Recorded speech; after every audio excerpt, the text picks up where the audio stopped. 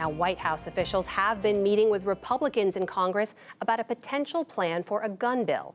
While President Trump hasn't weighed in on what sort of proposal he would back, Republican senators are feeling pressure to take some action on the issue. To help us understand where things stand, I'm joined by our own Lisa Desjardins.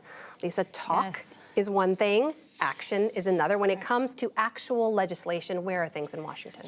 It's actually been a very active week, but there's nothing to show for it, Amna. Let's talk about what really the headline is this week. Two big players from the White House got involved and showed up on Capitol Hill for many meetings. Attorney General Bill Barr and White House Legislative Affairs Director Eric Ueland were on the Hill meeting with key senators here. Let's look at some of the key Senate players, both Republicans and Democrats they've been talking with. Pat Toomey, he's known for his work on this issue. Now, Josh Hawley is an interesting conservative. I don't know how deeply he's involved, but he's one of those conservatives that the Republican White House wants on board because they want their base on board something. Now, then, of course, we have Chris Murphy of Connecticut and Joe Manchin of West Virginia, both known for their work on gun control or gun violence. Now, it's interesting because this represents a spectrum, conservative, moderate, in both parties. Behind the scenes, I'm told that these senators think that they could get to an answer, that they could come up with something that's agreeable. The problem is the president has not said what he wants to do. So, I mean, with all this talk, it sounds like Congress wants to do something. And the obvious question then is, what is keeping them from doing it? Is it just the president? It is. It is the president. Now, I know a lot of people will point to the fact that Senator Mitch McConnell, who leads the Senate, has not brought up a vote on a House gun bill that has passed. But McConnell says, I'm waiting for the president. And I think he's making his case more and more clear. We're going to come back to him in a second. But another example, Amna, is that some White House staff floated an actual idea page. They called it not even a plan yet, but an idea page this week to Republican senators. Here it is. Notably, it was leaked to the Daily Caller, Amna. That's a conservative webpage. Why would it be leaked to them? Well, this idea was to expand universal background checks for guns, something that the NRA and some conservatives oppose.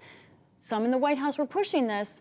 By putting this out on a conservative webpage before it really had any legs, it undermined it. It really essentially killed that plan. So what you have here is forces behind the scenes really trying to influence the president against working on universal gun background checks or even an expansion of background checks, which is something many in the Senate are talking about. Meanwhile, gun violence in America continues, right? Every time there's another high-profile public mass shooting, we have this conversation again and again. Where's the public on this? Is that pressure going to do anything? You know, I think you can see that public pressure is building, and that brings us back to Senator McConnell. He made one of his strongest statements yet this week about where he is on this issue and what he wants to see happen. Let's listen. We need some guidance from the president about what kind of proposal that would make a difference he would actually sign into law. I think, given the multiple horrendous shootings in August, we owe it to the American people to act.